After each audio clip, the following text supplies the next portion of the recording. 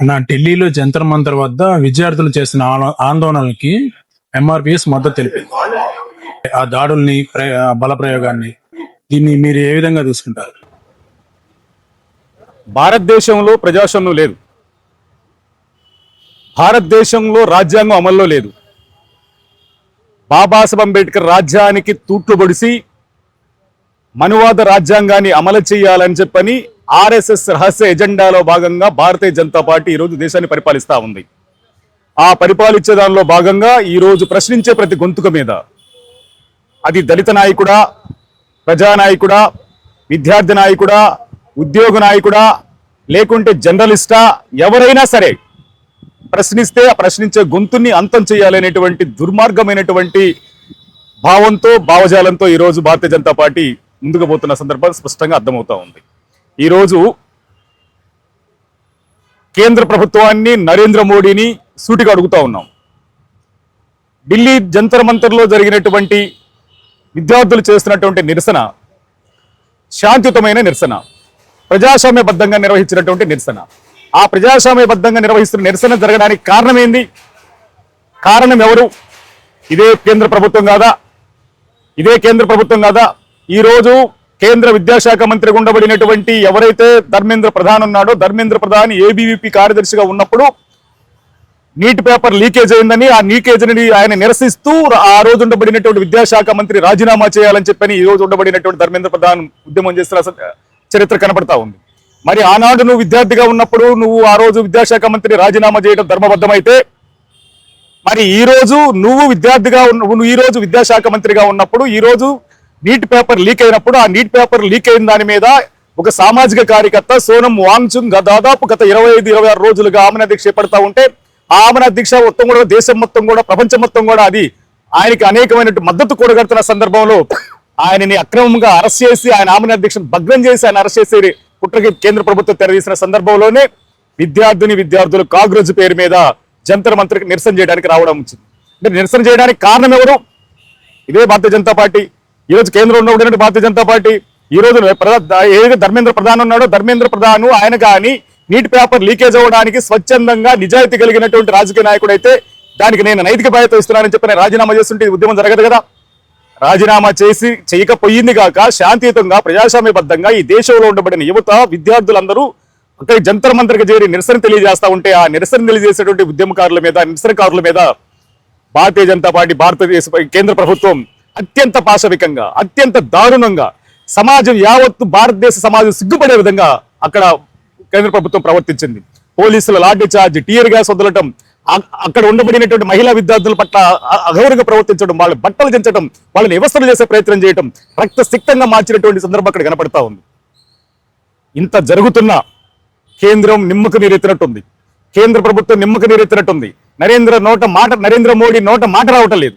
మాట్లాడే ప్రయత్నం చేసిన ఒక్క మాటతోటి ఆయన కుట్టిపడేసే ప్రయత్నం చేస్తూ మళ్ళా కాక్రోజుల మీద, వాళ్ళ మీద ఒక ముద్రేసి, వాళ్ళ వెనక పాకిస్తాన్ ఏజెంట్లు ఉన్నారు, వాళ్ళ వెనక వాళ్ళు ఉన్నారు, వీళ్ళు ఉన్నారని చెప్పని ఒక ముద్రేసి ఈ ఉద్యమాన్ని కూడా ఒక ప్రజాస్వామ్యబద్ధంగా వచ్చినటువంటి, ప్రజల్లో నుంచి వచ్చినటువంటి ఈ ఉద్యమాన్ని కూడా పక్కదారి పట్టించేటువంటి కుట్రకి ఈరోజు కేంద్ర ప్రభుత్వం తెరదీయటం అంటే ఇంతకు మించిన దుర్మార్గం లేదు. మేము సూటిగా చెప్తా ఉన్నాం, ఈ దేశంలో ఉండబడినటువంటి విద్యార్థులు, అన్ని కులాల విద్యార్థులు ఉన్నారు. ఒక దళిత సామాజిక వర్గమే కాదు, ఈ రోజు అన్ని కులాలకు సంబంధించిన విద్యార్థులు ఉన్నారు. అంటే ఎస్సీలు ఉన్నారు, ఎస్టీలు ఉన్నారు, బీసీలు ఉన్నారు, ఓసీలు ఉన్నారు, మైనారిటీలు ఉన్నారు. అందరికి సంబంధించిన విద్యార్థుల భవిష్యత్తుకు సంబంధించినటువంటి ఆ అంశంగా మేము పరిగణించి మాదిగ రిజర్వేషన్ పోరాట సమితి మద్దతు ఇచ్చింది. మేము అదే విధంగా చెప్తా ఉన్నాం, ఈ మనువాదంతో, మతతత్వంతో భారతీయ జనతా పార్టీ భారత రాజ్యాంగంలో ఉండబడినటువంటి ప్రజాస్వామ్య హక్కుని, భావ ప్రకటన స్వేచ్ఛని లేకుండా చేసే కుట్రలకు తెరదీసే విధంగా ముందుకు సాగుతూ ఉంటే ఖచ్చితంగా ఈ దేశంలో ఉండబడిన విద్యార్థులు, యువత మొత్తం కూడా భారతీయ జనతా పార్టీ తగిన బుద్ధి చెప్తారని కూడా సందర్భంగా మేము తెలియజేస్తా ఉన్నాను. అదేవిధంగా సూటిగా కూడా నేను ధర్మేంద్ర ప్రధాన్ని రాజీనామా చేయాలని చెప్పి డిమాండ్ చేస్తా ఉన్నాం. అదేవిధంగా నరేంద్ర మోడీ గారు కూడా ఈ దేశంలో ఉండబడిన యువతకి, ఈ దేశంలో ఉండబడిన విద్యార్థులకి క్షమాపణ చెప్పాలని కూడా సందర్భంగా మేము డిమాండ్ చేస్తా ఉన్నాం. 100% విద్యార్థులు చేస్తున్నటువంటి సమ్మెకి మా మద్దతు ఇస్తాం, విద్యార్థుల నిరసనకి మా మద్దతు తెలియజేస్తా ఉన్నాం. అదేవిధంగా రేపు సోమవారం ఎంఆర్పిఎస్ ప్రధాన నాయకత్వం మొత్తం కూడా ఢిల్లీకి చేరి, ఢిల్లీలో జంతర్ మంతర్లో నిరసనకారులకి మేము బహిరంగంగా వాళ్ళకి మద్దతు సంఘీభావం తెలియజేసి మేము కూడా కాక్రోజులు చేస్తున్న పోరాటంలో భాగస్వాములు అవుతామని కూడా ఈ సందర్భంగా మేము తెలియజేస్తా ఉన్నాం. యాక్చువల్గా కాక్రోచ్ జనతా పార్టీ కాదు, కాంగ్రెస్ జనతా పార్టీ అని ఒక విమర్శ చేస్తున్నారు. అలాగే స్టూడెంట్స్ కూడా పూలతో శాంతియుతంగా ర్యాలీ చేస్తుంటే టెర్రరిస్టులని, పాకిస్తాన్ ఏజెంట్లని అలా ముద్ర వేయడం, దాని గురించి మీరేమంటారు? ఈ దేశంలో